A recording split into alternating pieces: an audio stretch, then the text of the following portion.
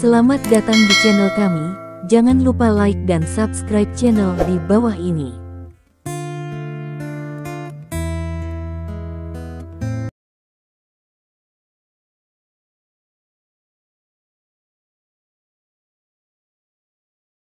Bab 2211. Bosozoku adalah kelompok etnis unik di negara Lembah Kaki. Dia lebih buruk dari gangster biasa, tapi tidak sebaik gangster profesional itu. Bagi orang awam, para gangster jauh lebih menakutkan daripada para gangster, karena para gangster takut pada polisi, tetapi para gangster bangga melawan polisi, batu loncatan menuju status rumah tangga. Konfigurasi standar Bosozoku adalah sepeda motor berat dengan punggung dan kepala besar, namun di era yang relatif damai saat ini jumlah Bosozoku cukup langka, dan lebih banyak Bosozoku palsu. Yang disebut Sudo Bosozoku adalah orang yang menyukai budaya Bosozoku tapi tidak berani menjadi Bosozoku. Berlari lebih cepat dari orang lain.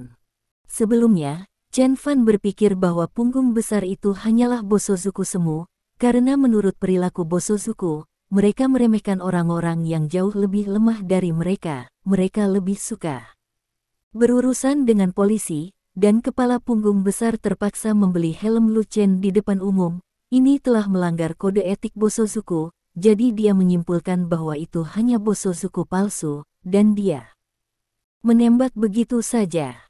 Apa yang tidak dia duga adalah punggung besar itu ternyata adalah gangster sungguhan. Dia melihat kepala punggung besar dan rekannya di antara para gangster di sekitarnya. Chen Fan, apa yang harus kita lakukan? Ada begitu banyak gangster. Pria gendut yang mengatakan akan pergi ke toko bea cukai bertanya dengan gugup. Apa lagi yang bisa saya lakukan? Ini kerja keras, seret saja ke polisi. Anda tidak bisa memohon belas kasihan, kan? Maka kita akan mempermalukan kerajaan panjang kita, kata Chen Fan dengan wajah serius. Kamu tidak bisa memohon belas kasihan, kata pria gendut itu segera. Ya, persetan dengan mereka. Yang lainnya bergema.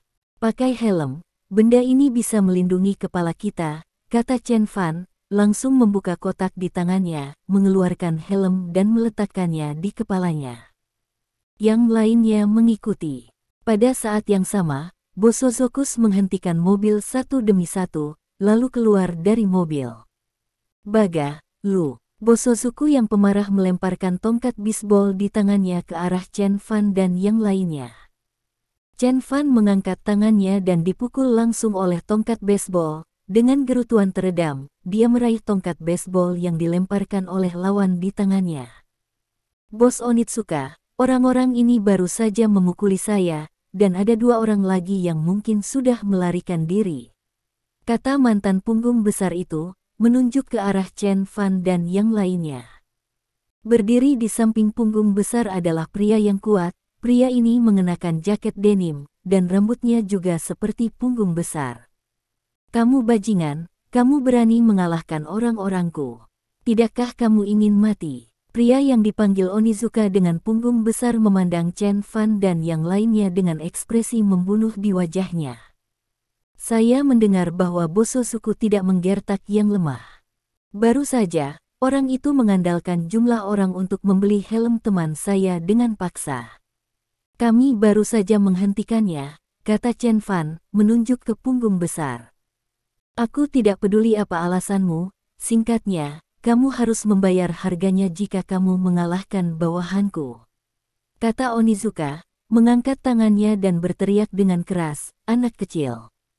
Yoshi, semua orang, mengangkat senjata mereka dan berteriak keras. Berikan padaku. Onizuka melambaikan tangannya. Lusinan Bosozoku bergegas menuju Chen Fan dan yang lainnya pada saat bersamaan.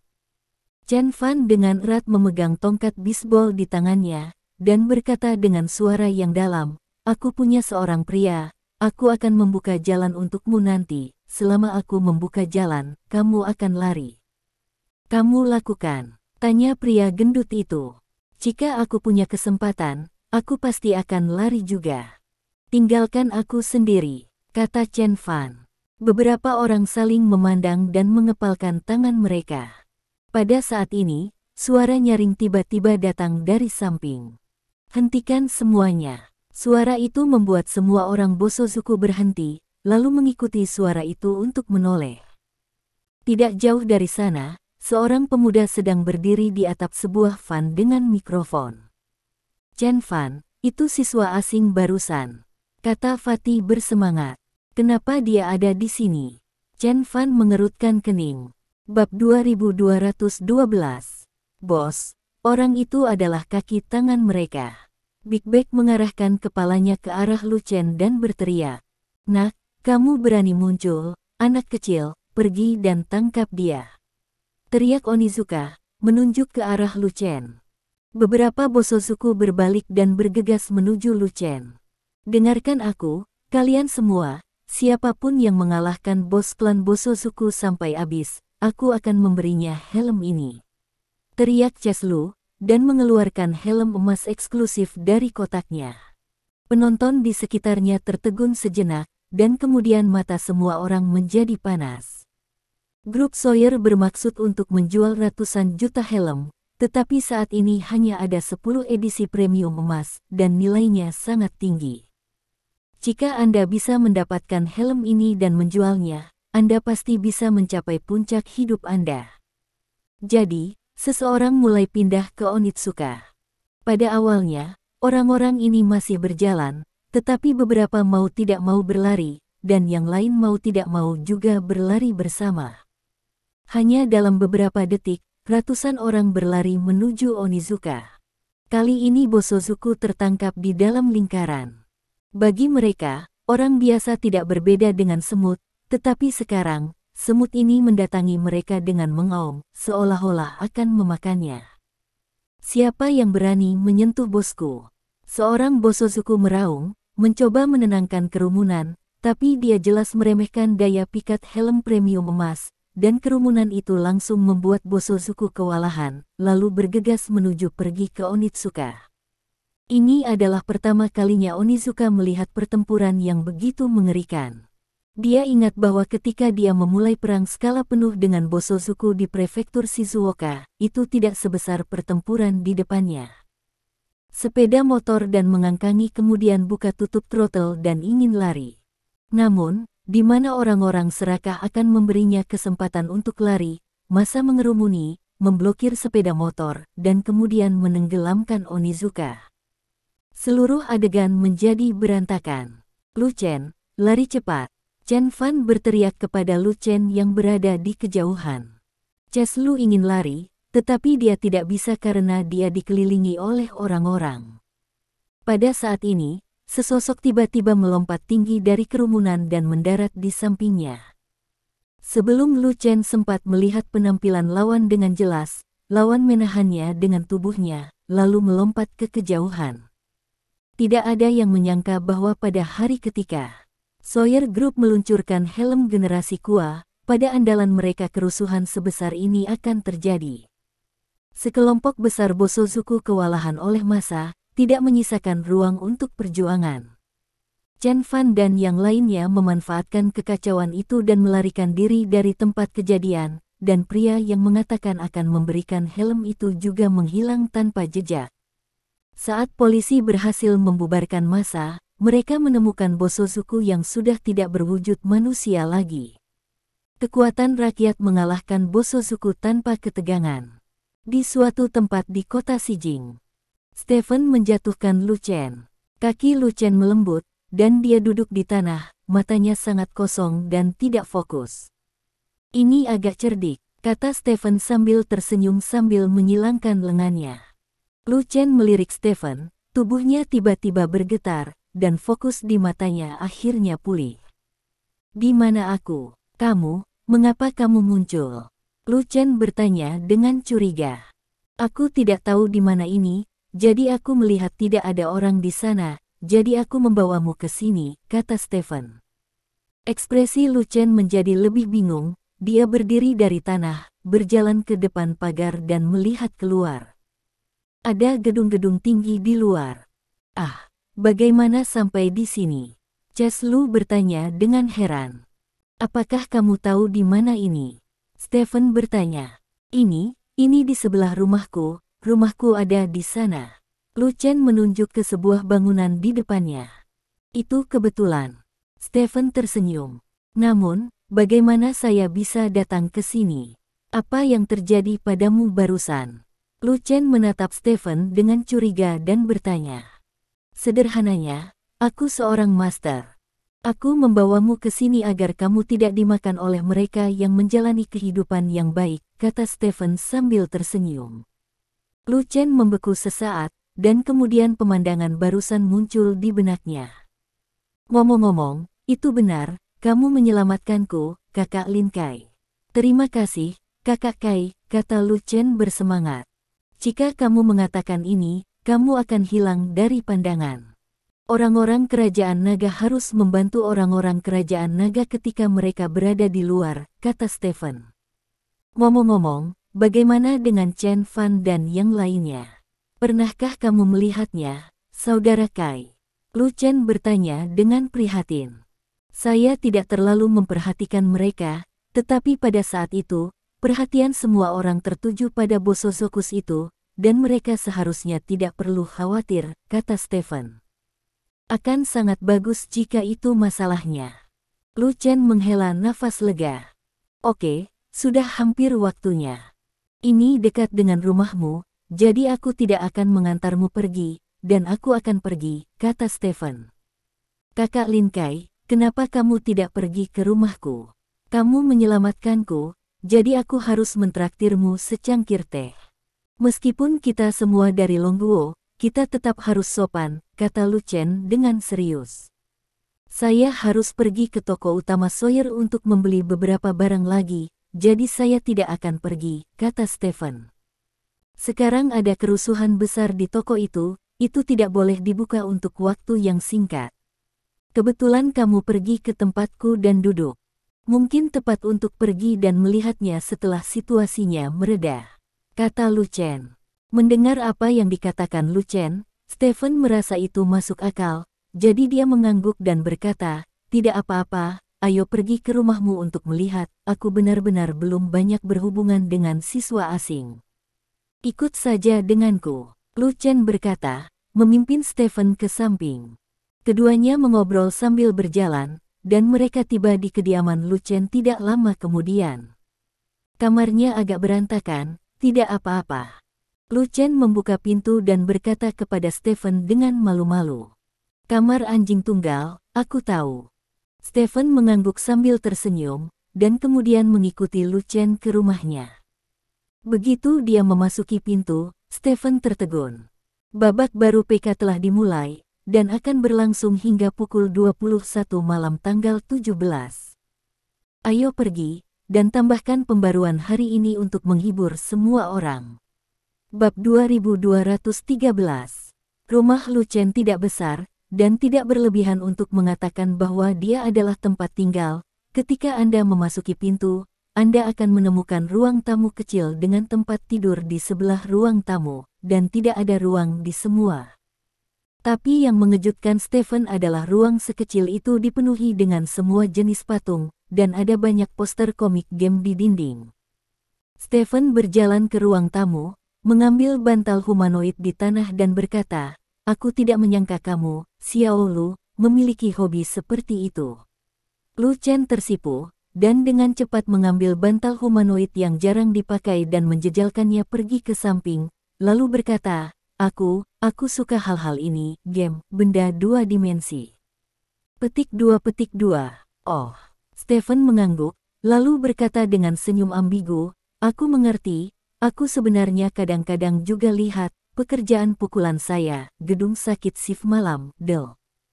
Saya harus mengatakan bahwa orang sungguhan lebih baik daripada orang sungguhan, dan komik lebih baik daripada komik.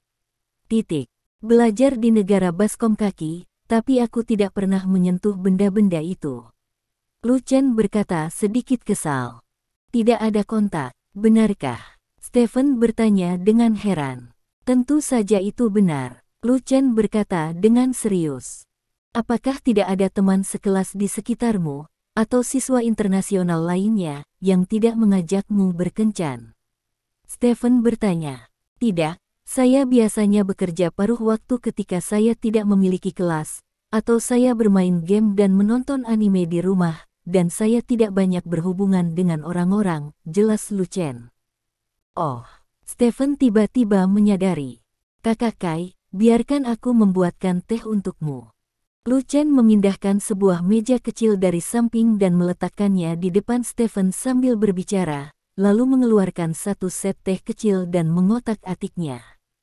Sambil mengutak-atik, Lu Chen mengobrol dengan Stephen. Tidak butuh waktu lama bagi Stephen untuk memahami beberapa informasi dasar tentang Lu Chen. Lu Chen lahir di keluarga biasa, dan kondisinya tidak baik atau buruk. Dia mirip dengan kebanyakan orang di Longguo. Dia belajar di universitas dengan 985.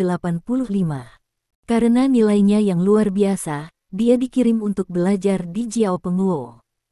Dia adalah siswa umum. Selain belajar, saya tenggelam dalam dunia dimensi kedua pada hari kerja. Karena saya kutu buku, saya tidak punya banyak teman di negara baskom kaki. Bukankah kamu lebih dekat dengan siswa internasional lain dari Longguo? Tanya Stephen. Aku tidak mampu membeli barang-barang yang mereka mainkan, jadi aku tidak bermain bersama, kata Lu Chen dengan ekspresi sedikit malu. Apakah game ini sangat canggih? Stephen bertanya. Betul. Saya satu-satunya siswa internasional yang dikirim oleh sekolah kami. Sisanya dikirim oleh keluarga saya. Kondisi keluarga relatif baik. Mereka bisa membuka sebotol anggur di restoran dan saya bisa makan selama sebulan. Tidak mudah bermain dengan mereka. Lu Chen menggelengkan kepalanya. Oh, itu benar. Stephen mengangguk dengan jelas. Masih ada beberapa perbedaan antara siswa asing yang dikirim pemerintah dan mereka yang menghabiskan uang untuk belajar di luar negeri.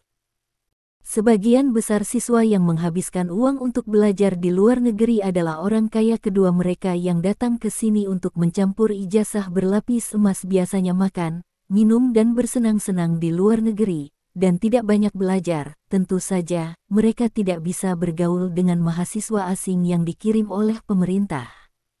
Kakak Lin Kai, apakah kamu seorang prajurit dari kerajaan naga kami?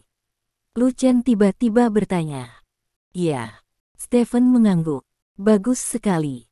Sebenarnya, saya memiliki mimpi seni bela diri sejak saya masih kecil. Saya ingin menjadi pahlawan yang hebat. Sayang sekali keluarga saya ingin saya belajar keras, jadi saya tidak pergi ke seni bela diri. Kakak Lin Kai, apa kekuatanmu? Level. Ches Lu bertanya dengan rasa ingin tahu. Wuking, peringkat 7. Stephen mempermalukan dirinya sendiri. Ah, sangat kuat. Lu Chen bertanya dengan ngeri. Tidak apa-apa, biasa saja. Stephen tersenyum dan melambaikan tangannya. Saya tidak menyangka bahwa saya akan mengenal Wuking peringkat ke-7 suatu hari nanti. Saudara Kai, saya sedikit bersemangat sekarang, kata Lu Chen. Sekarang peringkat ke-7 Wuking bukan apa-apa. Setelah minum jus, jumlah Wuking meningkat beberapa kali lipat, kata Stephen. Kakak Kai, apakah kamu menggunakan jus buah? Lu Chen bertanya dengan rasa ingin tahu. Aku tidak membutuhkannya. Stephen menggelengkan kepalanya. Kalau begitu kamu lebih baik dari Wuking biasa. Saya pikir mereka yang minum jus untuk menjadi lebih kuat semuanya dengan tangan kosong. Saya kira Anda bisa mengalahkan 10 dari mereka di level yang sama. Kata Lu Chen. Oh, kenapa kamu mengatakan itu? Stephen bertanya dengan heran. Itu tidak mudah. Untuk mengukur apakah seorang prajurit benar-benar kuat, tidak hanya perlu mempertimbangkan kebugaran fisiknya, tetapi juga pengalaman tempurnya dan sebagainya.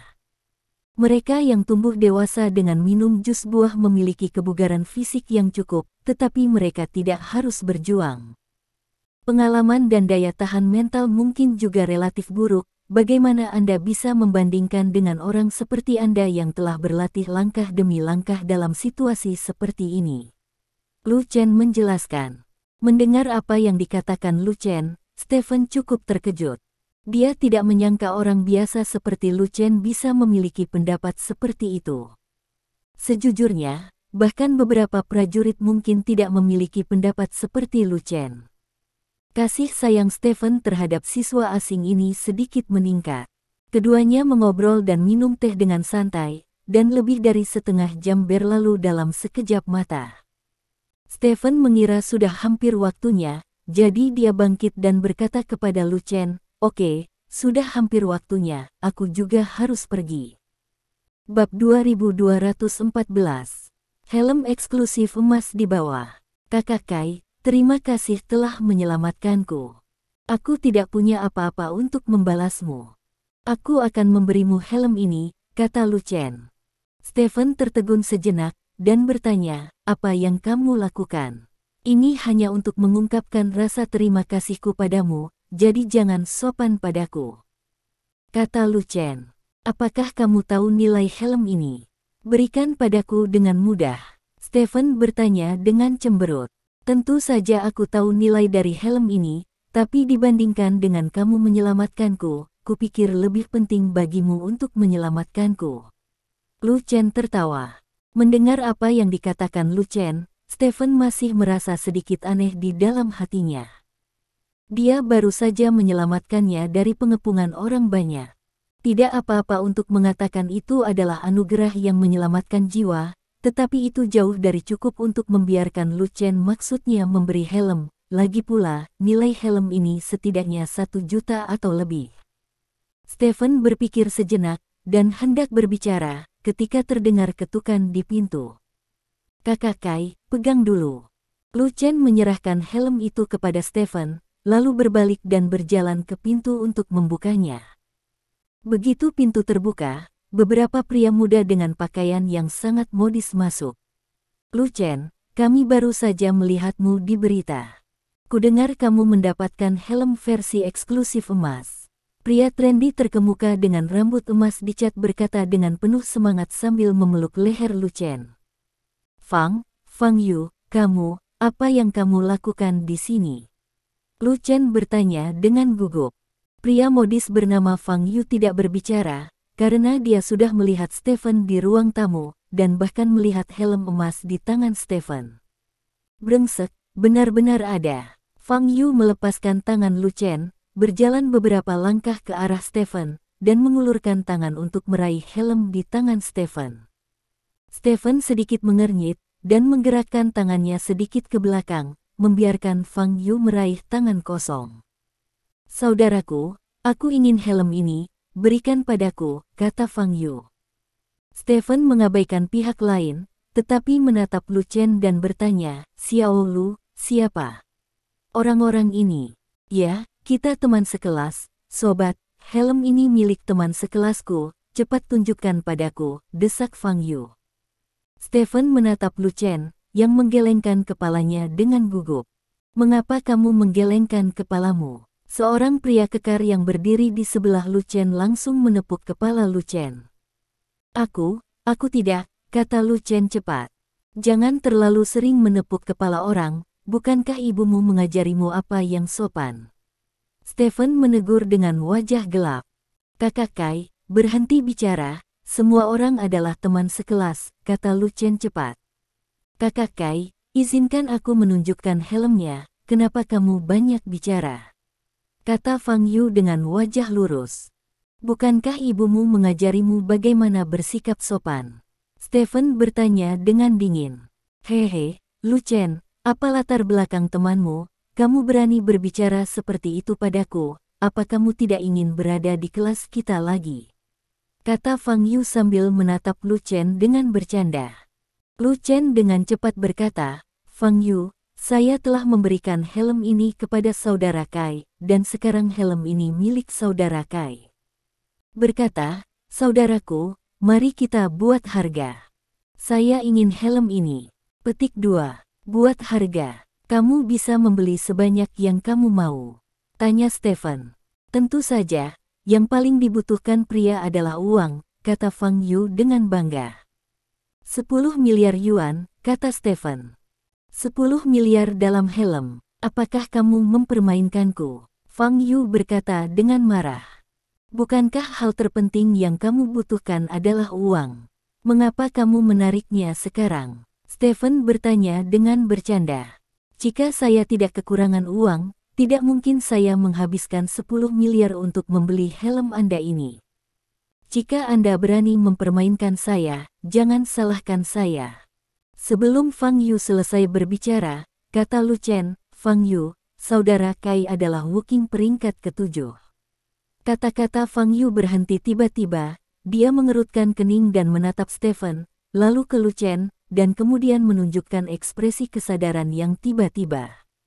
Aku bilang, kok helm edisi terbatas itu gratis untuk diberikan, jadi begini, oke, Kipin Wuking, kamu hebat, haha. Fang Yu mengangguk sambil tersenyum, lalu berjalan ke kamar Lu Chen. Sebelum, tinggi Fang Yu adalah kepala yang lebih tinggi dari kepala Chen Lu, jadi dia menatap Chen Lu dari posisi tinggi, mengetukkan jarinya di dada Chen Lu dan berkata, kamu sangat baik sekarang, aku sangat bahagia. Lu Chen tampak malu, dia tersenyum dan berkata, Fang Yu, jangan katakan itu. Petik 2. Ngomong-ngomong, izinkan saya memberitahu Anda satu hal. Rekan dansa Anda Yasan Emi di pesta dansa musim panas telah setuju untuk menjadi rekan dansa saya. Sayang sekali selama tarian kamu tidak punya pasangan lagi, jadi kamu bisa menonton dari pinggir, hahaha. Fang Yu tertawa dan menepuk bahu Lu Chen, lalu berjalan menuju pintu. Ketika dia sampai di pintu, Fang Yu menoleh dan berkata, jika aku tidak melihatmu di pesta dansa, aku pasti akan melaporkanmu ke guru. Setelah berbicara, Fang Yu terus berjalan ke depan, dan dengan cepat menghilang ke dalam Stephen sebelumnya. Kakak Kai, aku benar-benar minta maaf, kata Lu Chen meminta maaf. Itukah sebabnya kamu memberiku helm? Stephen bertanya. Wajah Lu Chen membeku, lalu dia menghela nafas dan berkata, hei, lupakan saja, ayo lakukan. Petik 2. Bab 2215. Katakan padaku, ada apa denganmu dan orang-orang ini? Stephen memanggil Lu Chen di depannya dan berkata, hei, itu semua hal kecil. Lu Chen menggelengkan kepalanya, seolah dia tidak ingin menyebut Fang Yu dan yang lainnya. Saya tidak berpikir itu masalah sepele. Jika saya tidak ada di sini hari ini, helm Anda mungkin akan dirampas oleh mereka, bukan? Kata Stephen. Tapi, mungkin. Kata Lu Chen, menundukkan kepalanya. Bukankah kalian semua siswa luar negeri dari Longguo? Mengapa mereka masih menggertakmu? Stephen bertanya dengan cemberut. Karena mereka dengan biaya sendiri, dan saya dari masyarakat, kata Lu Chen setelah ragu-ragu untuk waktu yang lama. Apa bedanya? Stephen bertanya. Di mata mereka, saya adalah seorang brengsek, tetapi nilai saya lebih baik dari mereka, jadi para guru selalu membandingkan saya dengan mereka, dan mereka membenci saya karena penampilan saya yang luar biasa. Sepertinya mereka bahkan lebih cuek, jadi mereka memperlakukan saya seperti ini. Lu Chen menjelaskan. Stephen mengerutkan kening. Nyatanya, apa yang dikatakan Lu Chen bukanlah hal baru. Di sebuah sekolah, banyak orang yang tidak pandai dalam diri sendiri tetapi pandai belajar mudah diisolasi oleh mereka yang pandai dalam diri sendiri dan tidak pandai belajar. Bahkan menggertak. Yang mengejutkannya adalah kejadian ini bahkan terjadi pada siswa luar negeri. Berbicara secara logis, semua orang kesepian di luar negeri dan harus saling menjaga, seperti Chen Fan sebelumnya. Akibatnya, Fang Yu dan siswa generasi kedua yang kaya belajar di luar negeri tidak hanya tidak menjaga satu sama lain. Sangat memalukan bagi rekan senegaranya dengan kondisi yang relatif rata-rata untuk menggertaknya. Seberapa sering mereka menggertakmu? Stephen bertanya. Juga, tidak apa-apa, sekolahnya cukup ketat sekarang, mereka tidak akan melakukan apapun padaku, mereka hanya mengatakan sesuatu secara lisan, tidak apa-apa, saudara Kai, bagaimanapun, aku akan kembali ke China dalam beberapa bulan sekarang, tidak akan ada persimpangan dengan mereka. Lu Chen memaksakan senyum. Apa yang terjadi di pesta dansa musim panas? Stephen bertanya lagi. Pada awal Juni setiap tahun, ketika musim panas tiba, sekolah kami akan mengadakan pesta dansa musim panas, yang merupakan acara terbesar di sekolah kami. Anda dapat mengundang siswa perempuan untuk menjadi pasangan dansa Anda. Yasan Emi adalah pasangan dansa saya, tapi kata Fang Yu, dia sepertinya adalah rekan dansa Fang Yu, tapi tidak apa-apa, paling buruk, hanya berdiri di samping dan menonton. Lu Chen mengangkat bahu sambil tersenyum. Kapan tariannya? Stephen bertanya. Ini baru malam ini, dan sudah terlambat untuk menemukannya sekarang, karena butuh beberapa saat untuk membiasakan diri. Aku sudah berlatih dengan Yasan Emi selama lebih dari sebulan, dan aku tidak menyangka. Hei, Lu Han Chen menghela nafas. Terlihat bahwa dia masih peduli dengan masalah ini, tetapi dia tidak mengatakannya secara langsung. Meskipun kamu sangat pintar, kamu terlalu lemah. Penindasan tidak boleh dimulai. Begitu dimulai, kamu hanya bisa diganggu selamanya. Ketika mereka menggertakmu untuk pertama kalinya, mereka harus dipukuli dengan keras. Kata Stephen. Hei, Lu Chen menghela nafas, tidak tahu harus berkata apa. Apakah kamu masih pergi ke pesta dansa? Stephen bertanya. Aku tidak ingin pergi, tetapi jika Fang Yu melapor kepada guru bahwa aku tidak pergi, itu akan memengaruhi kredit, dan itu dapat memengaruhi beasiswaku saat itu, jadi ayo pergi, kata Lu Chen. Oh. Stephen mengangguk sambil berpikir, dan kemudian bertanya, apa nama sekolahmu? Universitas Waseda, tepat di utara kota Xijing, kata Lu Chen. Oke, saya mengerti, saya akan menyimpan helm Anda dulu, Anda harus memahami kebenaran kejahatan hamil, Anda memberi saya nomor rekening bank Anda, dan saya akan mengirimkan sejumlah uang kepada Anda nanti, seolah-olah Anda menjual helm ini aku. Kata Stephen. Kakak Kai, jangan lakukan ini, ambil ini sebagai hadiah dariku. Kata Lu Chen. Berikan sesuatu tergantung nilainya. Jika Anda memberi saya helm biasa, saya akan menerimanya. Benda ini bernilai jutaan. Bagaimana saya bisa mengatakan bahwa saya menginginkannya? Anda memberi saya nomor rekening Anda, dan saya akan mengirimkan uang kepada Anda, itu sudah beres. Kalau tidak saya tidak ingin helm ini lagi, saya akan menyimpannya bersama Anda, dan saya akan memberitahu Fang Yu nanti bahwa helm itu ada pada Anda, kata Stephen dengan cemberut. Jangan, saudaraku, jangan tinggalkan helm itu padaku, kenapa aku tidak memberimu nomor rekeningnya? Lu Chen berkata tanpa daya. Stephen tersenyum, menepuk bahu Lu Chen dan berkata, oke, aku pergi dulu. Petik 2. Setelah berbicara, Stephen mengambil helm dan meninggalkan rumah Lu Chen. Hah, Lu Chen menghela nafas panjang. Dia berpikir bahwa mendapatkan helm edisi terbatas adalah keberuntungan, tetapi dia tidak menyangka itu akan menjadi awal dari kesialan. Jika bukan karena bantuan orang-orang bangsawan, dia tidak berani memikirkan konsekuensinya. Bab 2216. Berkah dan kemalangan bergantung pada. Lu Chen berpikir begitu. Pada saat ini, ponsel Lu Chen tiba-tiba bergetar. Lu Chen mengangkat teleponnya dan melihatnya, dan tertegun. ICBC Anda menerima transfer 3 yuan, dan saldo saat ini adalah 3 yuan. Petik 2. 3,88 juta. Lu Chen hanya merasa napasnya menjadi berat. Di sisi lain, setelah Stephen pergi dengan helm di tangannya, dia langsung kembali ke hotel tempat dia menginap. Saat ini, dia sudah memiliki 2 helm, yang merah muda untuk Xiao Ling, dan dia belum memutuskan untuk memberikannya kepada siapa.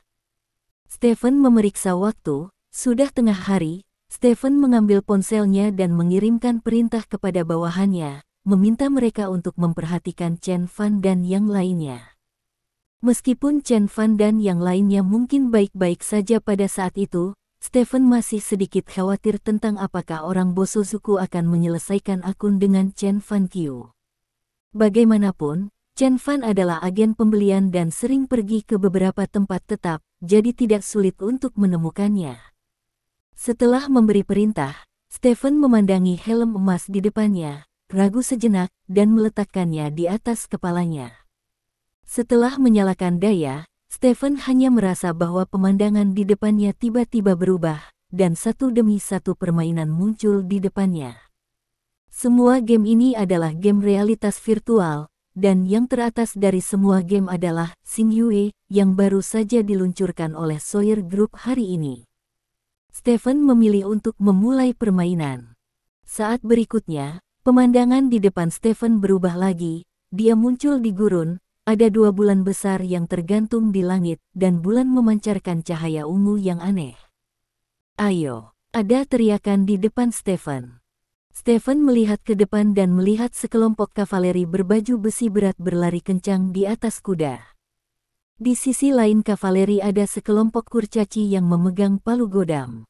Kedua belah pihak bertabrakan dalam sekejap, dan Stephen dengan jelas mendengar suara daging bertabrakan dengan daging. Pada saat yang sama, darah tersebar ke segala arah, mewarnai bulan ungu di langit menjadi merah. Melihat adegan pertempuran yang tragis, Stephen hanya merasa bahwa seluruh tubuhnya menjadi mudah tersinggung, berharap dia bisa segera bergegas ke mereka dan bersenang-senang dengan mereka. Setelah itu, kata Xingyue muncul di depan Stephen, dan pada saat yang sama, karakter yang terlihat sama dengan Stephen kini juga muncul di depan Stephen. "Silakan masukkan nama panggilan, dan ikat nomor ID." Petik 2. Stephen tidak memasukkan nama panggilan, tetapi langsung memilih untuk keluar, lalu melepas helmnya. "Ini benar-benar nyata," Stephen berkata pada dirinya sendiri. Adegan pembuka permainan tadi memiliki rasa realitas yang kuat, seolah-olah dia berada di medan perang, yang memberinya pengaruh besar. Namun, Stephen masih belum tertarik dengan game tersebut, jadi dia tidak mendaftarkan akun. Stephen tidak banyak berpikir, mengesampingkan helmnya, lalu keluar lagi. Kali ini Stephen masih datang ke flagship store Sawyer Group. Yang membuat Stephen tidak berdaya adalah toko andalan ini telah tutup, dan pintu masuk toko andalannya penuh dengan kekacauan. Terlihat bahwa kerusuhan di pagi hari berdampak sangat buruk, sehingga toko andalannya belum kembali beroperasi. Stephen pergi ke toko lain di grup Sawyer untuk melihatnya. Toko-toko ini buka secara normal, tetapi robot yang mereka jual bukanlah. Jika Anda menginginkan robot terbaru, Anda hanya dapat pergi ke toko andalannya. Tentu saja, dia juga dapat memilih untuk pergi langsung ke markas grup Sawyer untuk membeli, tetapi itu pasti akan menarik terlalu banyak perhatian orang. Stephen hanya ingin membeli sekumpulan robot. Dengan cara yang sederhana, lalu mengirim mereka ke Longguo, tanpa menarik terlalu banyak perhatian orang-orang memperhatikan, jadi kami hanya dapat menunda sementara rencana untuk membeli robot. Dan menunggu hingga toko utama dibuka.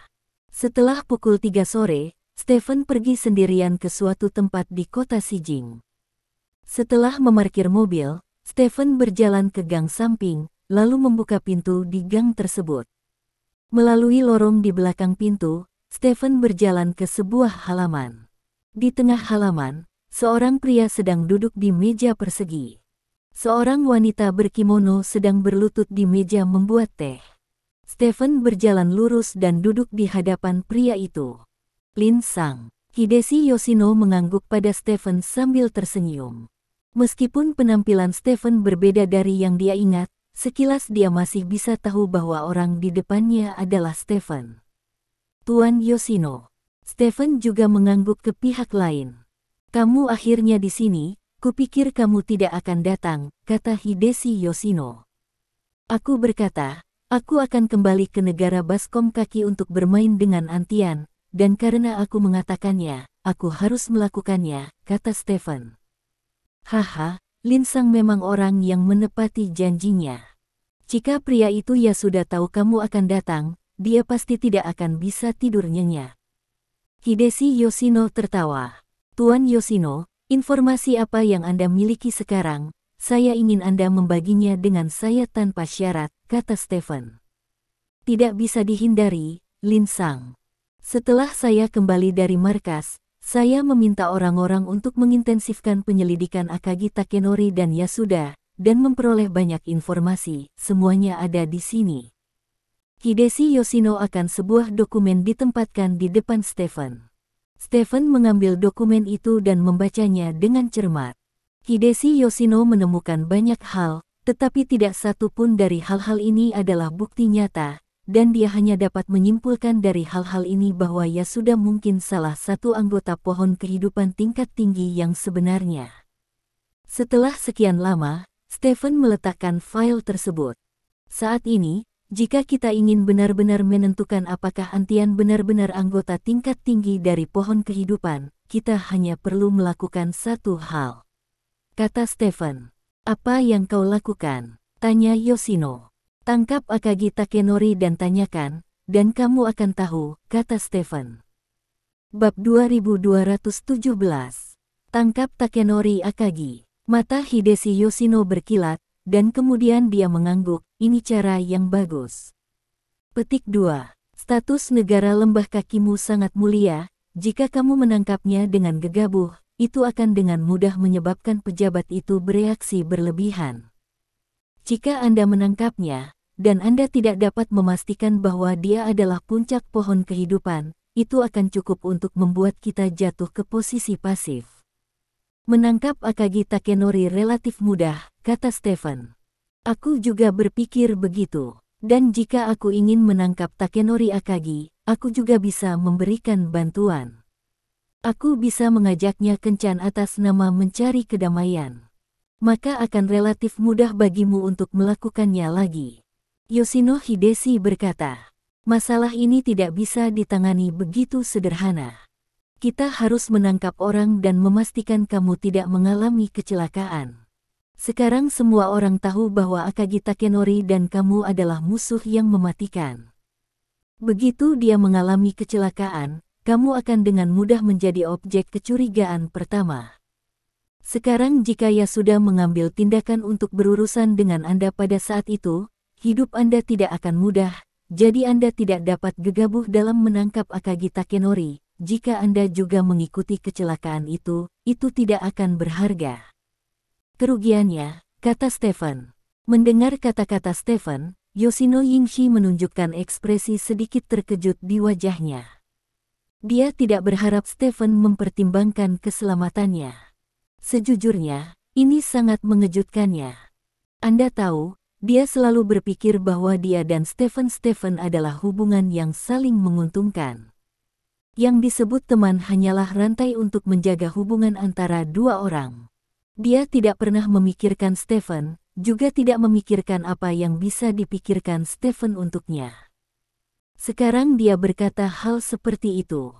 Sejujurnya, Hideshi Yoshino tergerak oleh Stephen saat ini. Saya juga anggota Majelis Umum Illuminati, bahkan jika seseorang meragukan saya, mereka seharusnya tidak berani melakukan apapun kepada saya, kata Yoshino Hideshi. Itu yang saya katakan, tetapi jika Anda dapat mencoba untuk menjadi sempurna, Anda masih harus berusaha untuk menjadi sempurna. Anda dapat menghubungi think tank Anda untuk memikirkan bagaimana melakukan ini. Saya juga akan memikirkannya bersama. Saya akan melihat itu nanti. Rencana siapa yang bagus, kata Stephen. Tidak masalah, ayolah, Lin Sang, aku akan bersulang dengan teh alih-alih anggur, dan kuharap kita bisa menemukan puncak pohon kehidupan yang sesungguhnya. Kata Yoshino Hideshi. Stephen mengangguk, mengambil cangkir teh dan menyentuh Yoshino Hideshi, lalu meminum teh di cangkir teh. Aku tiba-tiba teringat sesuatu, kata Stephen setelah meletakkan cangkir tehnya. Ada apa? Tanya Yoshino. Lupakan saja, bukan apa-apa, itu urusan nanti, mari kita bicarakan nanti. Stephen menggelengkan kepalanya dan berkata. Yoshino Hideshi sedikit penasaran, tetapi karena Stephen memilih untuk tidak mengatakan apa-apa, dia tidak dapat mengajukan pertanyaan lagi. Ngomong-ngomong, apakah kamu tahu ada bintang besar di lingkaran bisnis pertunjukan di negara Baskom Kaki? Kamu menginginkan seorang gadis, lebih disukai Dewi Nasional, dan kamu harus menari dengan baik, kata Stephen. Bintang besar, Lin Sang, tipe apa yang kamu suka? katakan saja siapa yang kamu suka, dan aku berjanji akan mengirimnya ke tempat tidurmu malam ini." Yoshino Hideshi tertawa. "Itu tidak perlu, atur beberapa untukku jika kamu punya. Ingat untuk menari dengan baik, aku akan berguna malam ini," kata Stephen. "Itu semua sepele, Lin Sang, aku akan mengirimimu foto sekarang dan kamu bisa mengambilnya sendiri," kata Yoshino Hideshi. "Tidak apa-apa." Stephen mengangguk. Matahari terbenam. Pintu Universitas Waseda telah dibuka sepenuhnya. Hari ini adalah tarian musim panas tahunan Universitas Waseda. Sekolah ini berada di peringkat ke-10 di Universitas Adelaide, yang bukan yang teratas, tetapi dalam hal menghasilkan uang, sekolah ini pasti menempati peringkat pertama di Universitas Adelaide. Alasannya sangat sederhana, puluhan siswa asing dari Longguo diterima, dan yang disebut siswa asing ini pada dasarnya menyumbangkan sejumlah besar uang ke sekolah sebagai ganti status mereka sebagai siswa asing. Bahkan di universitas ini, siswa internasional Longguo ini dianggap sebagai tokoh berpengaruh, karena mereka sangat kaya sehingga menggunakan mobil mewah untuk keluar masuk universitas, dan mereka juga sangat dermawan di sekolah, sering mengundang teman sekelasnya untuk makan, minum dan bersenang-senang. Saat ini, deretan supercar sudah terparkir di Taman Bermain Padi University. Banyak siswa dari Baskom menatap supercar tersebut ketika mereka melewati taman bermain. Tidak ada orang yang tidak menyukai supercar, apalagi banyak. Fang Yu dan yang lainnya berdiri di samping mobil, beberapa dari mereka bersandar di mobil untuk membuat bentuk cekung, sementara yang lain mengobrol dengan orang di sebelah mereka dengan sebatang rokok di mulut mereka.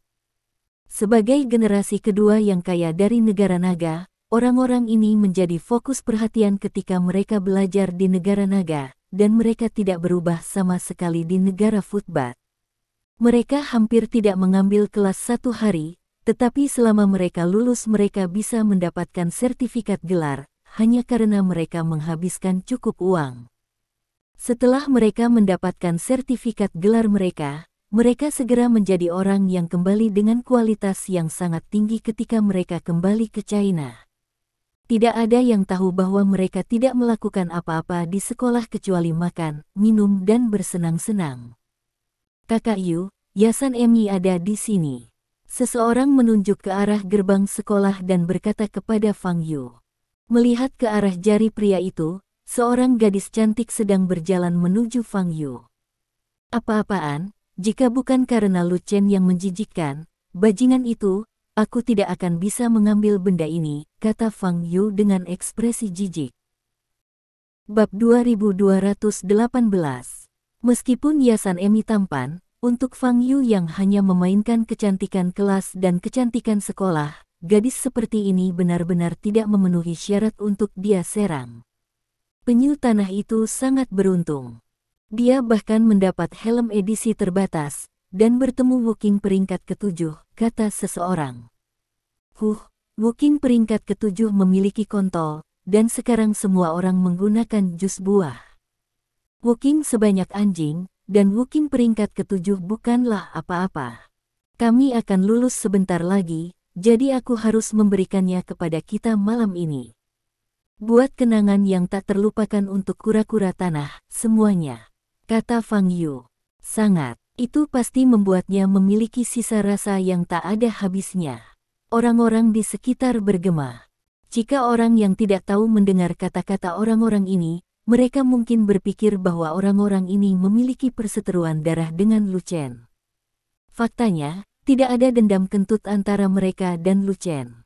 Sumber dari semua kebencian mereka terhadap Lu Chen sangat sederhana, yaitu Lu Chen adalah seorang brengsek dan memiliki nilai lebih baik dari mereka, itu saja. Kami semua datang untuk belajar di luar negeri bersama. Kami makan, minum, bersenang-senang, dan gagal ujian setiap hari, tetapi Anda, Lu Chen, sangat baik dalam semua mata pelajaran. Anda selalu dipuji oleh guru sebagai model. Bukankah ini menamparkan wajah siswa internasional kami yang lain? Berdasarkan situasi seperti itu, Cheslu menjadi musuh dan sasaran intimidasi mereka. Bahkan jika tidak ada helm, mereka telah menyiapkan hadiah besar untuk Lu Chen malam ini. Mereka ingin Lu Chen menyaksikan rekan dansanya direnggut dan dibawa bermain poker. Jenis kejahatan murni ini sebenarnya tidak ada apa-apanya bagi generasi kedua yang kaya ini. Siapa yang membuat mereka kaya? Di era sekarang, orang kaya memang bisa melakukan apapun yang mereka inginkan dalam skala besar. Fang Sang. Yasan Emi mendatangi Fang Yu dan menyapanya dengan malu-malu. Hui Mei. Fang Yu dengan penuh kasih sayang menarik Yasan Hui Mei ke tubuhnya dan melingkarkan lengannya di pinggangnya. Generasi kedua yang kaya mencemooh satu demi satu, wajah cantik Yasan Emi memerah dan dia sangat pemalu. Sejujurnya, dia tidak pernah berpikir bahwa Fang Yu akan jatuh cinta padanya. Dia terlihat tampan, tetapi masih ada jarak tertentu dari Ban Hua, dan dia tidak pernah berpikir bahwa Fang Yu akan bertemu dengannya. Kemarin, Fang Yu tiba-tiba meningkatkan gengsinya dan menyatakan cintanya padanya, memintanya untuk menjadi rekan dansanya di pesta dansa musim panas. Ini langsung membuat Yasan Emi bersemangat, dan dia menyetujui Fang Yu tanpa berpikir terlalu banyak. Lagi pula, tidak ada yang akan menolak generasi kedua yang kaya, apalagi generasi kedua yang kaya ini sedikit tampan. Adapun pasangan aslinya, Hachiyama Emi sudah meninggalkannya, meskipun Lu Sang belajar dengan baik, itu demi masa depannya. Apakah Anda ingin menghasilkan lebih banyak uang di masa depan? Karena seseorang yang telah menghasilkan lebih banyak uang muncul, Anda secara alami dapat melewati proses pembelajaran. Kelihatannya rata-rata, tapi payudaranya sangat besar. Kata generasi kedua yang kaya dalam bahasa Mandarin. Apakah kamu ingin mencobanya? Aku akan membiarkan dia minum obat di malam hari, dan ketika aku selesai bersenang-senang, kalian datang. Fang Yu juga bertanya dalam bahasa Mandarin. Mari kita lihat ketika saatnya tiba, kembalilah jika kamu tertarik. Kata yang lain. Fang Sang, apa yang kamu bicarakan? Emi Yasan tidak mengerti bahasa Mandarin, jadi dia bertanya dengan rasa ingin tahu. Mereka mengatakan bahwa kamu terlihat baik hari ini, dan mereka semua iri padaku. Fang Yu menjelaskan sambil tersenyum. Terima kasih semuanya. Yasan Emi tersenyum manis. Generasi kedua yang kaya di sekitar tertawa dan tidak mengatakan apa-apa. Pada saat ini, generasi kedua yang kaya menunjuk ke pintu dan berteriak, Lu Chen ada di sini. Petik 2. Semua orang melihat sekeliling dan melihat Lu Chen berjalan sendirian dari gerbang sekolah. Hui Mei, bukankah itu mantan pacarmu? Kata Fang Yu sambil tersenyum.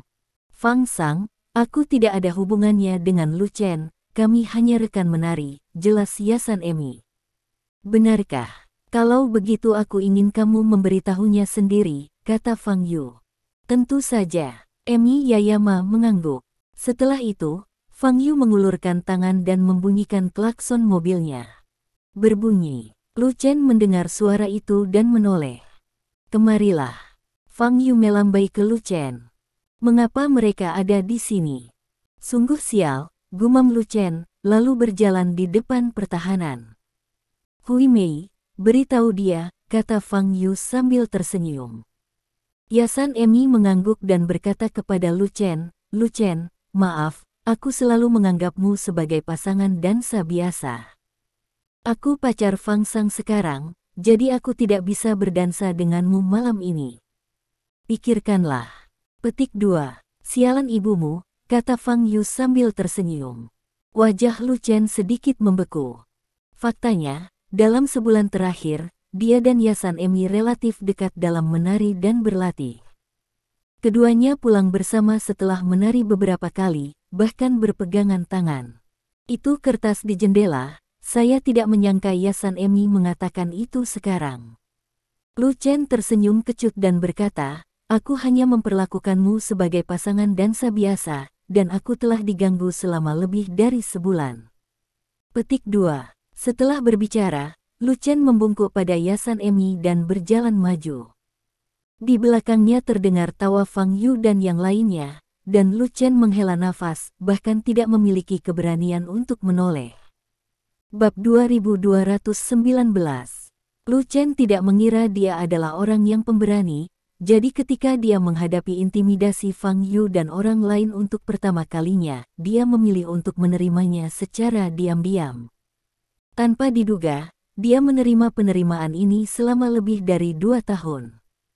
Dengan kedatangan musim kelulusan, intimidasi oleh Fang Yu dan yang lainnya juga harus berhenti, tetapi tanpa diduga, itu hanya angan-angan.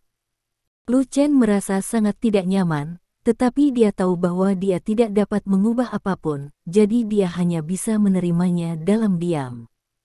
Pada saat ini, tiba-tiba terdengar suara menerobos udara di belakang Lu Chen. Sebelum Lu Chen sempat menoleh, dia merasakan sesuatu memukul punggungnya, dan kemudian punggungnya terasa dingin. Lu Chen menoleh ke belakang, dan ada sebotol teh susu tergeletak di tanah, dan masih ada teh susu di dalam botol. Di kejauhan, seorang pria gendut di samping Fang Yu mengepalkan tinjunya dengan penuh semangat. "Pukul, 1 poin," pria gendut itu berkata dengan lantang. Lu Chen mengepalkan tinjunya, tetapi segera melepaskannya, lalu menoleh dan terus berjalan ke depan. Beberapa botol teh susu terlempar, tapi semuanya terbang melewatinya dan tidak mengenainya. Ada beberapa suara kesal di belakangnya. "Brengsek, hampir. Apa-apaan, kenapa kamu berjalan begitu cepat, itu memengaruhi tembakanku." Lu Chen mengertakkan gigi, tetapi masih tidak menoleh.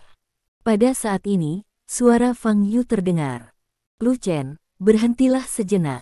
Petik 2. Tubuh Lu Chen sedikit gemetar, dia berhenti, dan menoleh untuk melihat Fang Yu. Fang Yu membawa sebotol teh susu dari suatu tempat di tangannya. Dia memandang Lu Chen sambil tersenyum dan berkata, "Jangan bergerak. Jika kamu berani bergerak, itu lebih dari sekadar membuang teh susumu." Tubuh Chen sedikit menegang berhenti, dan berkata, "Fang Yu, tidak, jangan lakukan ini, banyak orang yang menonton." Petik 2. Apa salahnya menonton? Jika tidak ada yang menonton, lalu apa asyiknya melemparnya? Kata Fang Yu, mengangkat tangannya dan membuat gerakan membidik. Banyak siswa dari negara sekitar berhenti untuk menonton. Bagi mereka cukup menarik melihat seorang siswa dari negara naga menindas siswa lain dari negara naga. Setelah Fang Yu melihatnya sebentar, dia menjentikkan tangannya dan melemparkan teh susu di tangannya ke Lu Chen. Bentak, teh susu menghantam wajah Lu Chen tepat di wajah, dan teh susu di dalamnya memercik ke wajah Lu Chen. "Oh ya, tepat sasaran," kata Fang Yu bersemangat. "Fang Sang, kamu luar biasa." Yasan Emi juga bertepuk tangan dengan semangat. Lu Chen berdiri di tempatnya, tanpa perlawanan, tetapi diam-diam menyekat teh susu dari wajahnya. "Apakah kamu siap?" Lu Chen bertanya. "Pergi." Fang Yu melambaikan tangannya. Lu Chen berbalik dan berjalan ke depan. Banyak orang di pinggir jalan menunjuk ke arah Lu Chen, tetapi Lu Chen sepertinya tidak mendengar apapun. Di lantai atas gedung pengajaran di kejauhan, Stephen duduk di pagar pembatas, memandangi taman bermain. Dia melihat semua yang terjadi di taman bermain. "Lu Chen, kamu agak lembut." Stephen menggelengkan kepalanya. Malam tiba. Di dalam gimnasium tertentu di Universitas Waseda, sekelompok siswa muncul di gimnasium dengan mengenakan segala macam kostum yang indah dan cantik. Musik yang menenangkan dimainkan secara langsung. Banyak orang menari di tengah stadion. Lu Chen berdiri di sudut, menyaksikan semua ini dengan tatapan kosong. Ada beberapa noda di tubuhnya, yang ditinggalkan oleh teh susu sebelumnya. Dia baru saja mencoba untuk mencuci noda ini, tetapi dia hanya bisa mencuci sebagian kecil, dan pakaiannya yang sekarang masih terlihat basah, sangat malu. Semua orang menari di tengah gimnasium, tetapi hanya Lu Chen yang berdiri di samping, yang membuatnya terlihat sedikit canggung, dan banyak orang memandangnya dari waktu ke waktu. Semua orang tahu mengapa dia berdiri, karena rekan penarinya ada di sini. Dia menari dengan Fang Yu. Fang Yu tidak bisa menari, tapi ini tidak mencegahnya berkeliaran di lantai dansa. Dia memeluk Emi Hachiyama dan meletakkan tangannya di pantat Emi Hachiyama. Wajah Emi Hachiyama sudah memerah. Bes tidak masalah di semua. Fang Yu memandang Lu Chen di kejauhan, dengan ekspresi lucu di mulutnya. Saya tidak tahu mengapa, tetapi dia terutama suka menindas Lu Chen, yang jauh lebih menyenangkan daripada menindas orang lain. Melompat dan melompat, Fang Yu tiba-tiba mendapat ide, dan dia membungkuk ke Yasan Emi dan membisikkan beberapa kata di telinganya. Ini sangat menyenangkan sayang, kata Emi Yayama bersemangat. Kalau begitu aku akan menonton penampilanmu nanti, kata Fang Yu. Emi Yayama mengangguk sambil tersenyum. Di akhir lagu, orang otomatis berpencar ke samping dan mengobrol. Bab 2220. Yasan Emi berjalan ke arah Lu Chen. Lu Sang, maafkan aku atas kejadian tadi, kata-kata itu sebenarnya bukan yang kuinginkan. Hachiyama Emi berkata dengan nada meminta maaf. Lu Chen memandang Yasan Emi dengan heran dan bertanya, ada apa? Ayahku dirawat di rumah sakit, dan aku butuh sejumlah uang, dan Fang Yu bisa memberiku uang itu, jadi aku berjanji padanya untuk berdansa dengannya. Yasan Emi menjelaskan, apakah ayahmu dirawat di rumah sakit? Apa yang terjadi? Tanya Lu Chen. Sakit, kamu tahu, keluarga kita tidak dalam kondisi yang baik, jadi aku tidak punya pilihan, bisakah kamu memaafkanku? Aku hanya berjanji untuk berdansa dengannya, dan sekarang tariannya selesai, aku tidak sabar untuk berdansa denganmu, menarilah tarian yang telah kita latih selama sebulan. Emi Yayama berkata dengan tulus. Apakah ini baik-baik saja? Lu Chen bertanya. Ya, lihat dia sudah pergi mencari gadis lain. Emi Yasan menunjuk ke arah Fang Yu dan berkata. Lu Chen memandang Fang Yu dan menemukan bahwa pihak lain benar-benar mengobrol dengan gadis lain. Berapa banyak uang yang dibutuhkan ayahmu? Aku bisa memberimu uang dulu, kata Lu Chen. Yasan Emi tidak menyangka Lu Chen akan mengatakan hal seperti itu.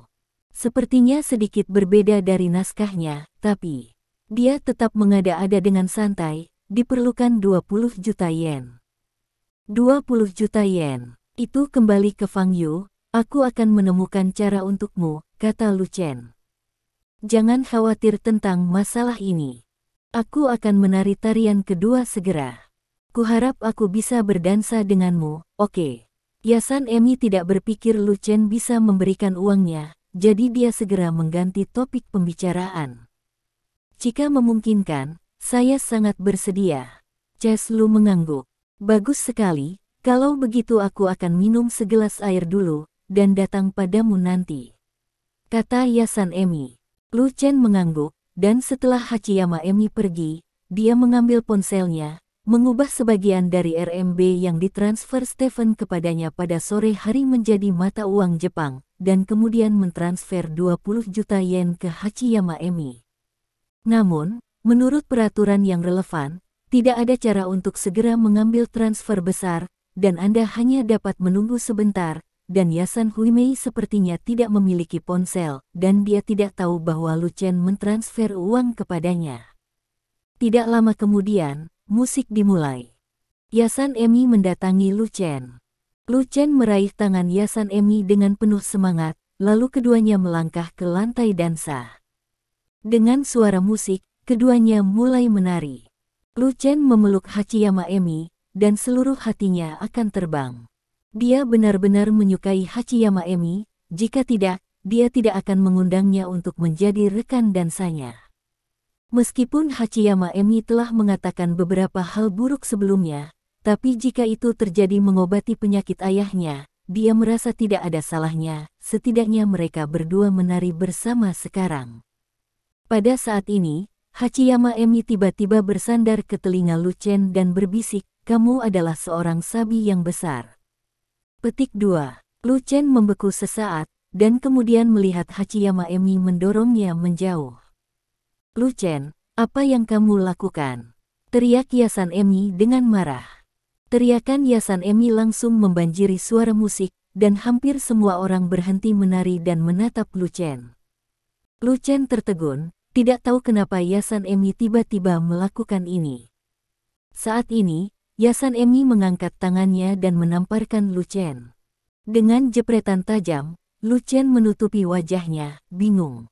Kamu cabul tak tahu malu, aku menari denganmu karena niat baik, tapi kamu benar-benar mencuriku. Teriak Yasan Emi dengan marah. Aku tidak. Lu Chen menggelengkan kepalanya ketakutan. Ah, Lu Chen, aku tidak menyangka kamu menjadi orang seperti itu, menggunakan kesempatan menari untuk mencuri orang lain. Teriak Fang Yu tidak jauh. Mengerikan, idiot, menjijikkan bahwa orang seperti itu masih bisa mendapatkan beasiswa. Teriak beberapa generasi kedua kaya lainnya dari kerajaan naga. Lu Chen benar-benar terpana, dia tidak pernah berpikir bahwa dia akan jatuh ke dalam perangkap Fang Yu dan yang lainnya. Jelas, ajakan Yasan Emi untuk menari adalah jebakan yang dibuat oleh Fang Yu dan yang lainnya. Banyak orang di sekitar mulai menuding Lu Chen, dan banyak orang menunjukkan penghinaan di wajah mereka. Aku tidak punya, kamu memfitnahku, aku tidak punya. Ches Lu menggelengkan kepalanya dengan bersemangat. Jangan jelaskan, mungkinkah Hui Mei masih bisa menggunakan reputasinya untuk memfitnahmu? Kata Fang Yu. Fang Yu, kenapa kamu mengincarku seperti ini? Aku sudah membuat konsesi yang begitu besar untukmu, kenapa kamu masih melakukan ini? Lu Chen menatap Fang Yu dan berkata dengan penuh semangat. Ada apa denganku? Jangan bicara omong kosong. Mengapa kamu menyalahkanku karena mencuri orang lain? Aku tidak tahu kenapa. Fang Yu merentangkan tangannya dengan polos dan berkata. Kamu. Lu Chen menunjuk ke arah Fang Yu, tangannya gemetar karena marah. Idiot ya idiot, jangan menyangkal, siapa yang tidak tahu bahwa kamu terobsesi dengan karakter anime itu sepanjang hari. Untuk orang sepertimu, wajar untuk melakukan hal-hal mesum. Cepatlah, kamu adalah tidak diterima di sini, kata Lu Chen dengan nada menghina. Keluar, keluar. Generasi kedua kaya lainnya juga berkata satu demi satu. Wajah Fang Yu merah karena marah, dan dia terdiam.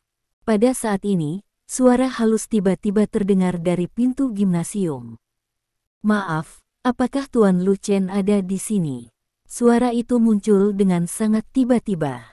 Saat ini, tidak ada seorang pun di stadion yang berbicara, begitu banyak orang yang mendengar suara itu. Semua orang mengikuti prestise dan menemukan seorang wanita berdiri di depan pintu.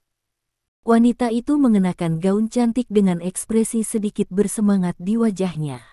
Wanita yang sangat cantik, cantik sekali, siapa yang cantik ini cari?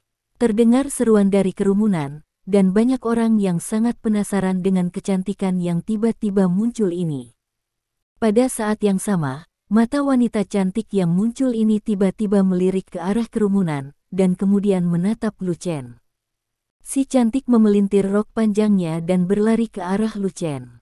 Saat Lu Chen hendak menyingkir, dia tidak menyangka pihak lain akan membuka tangannya untuk memeluknya. Tuan Lu Chen, maaf saya terlambat, kata si cantik meminta maaf. Terima kasih. Sampai jumpa di bab selanjutnya.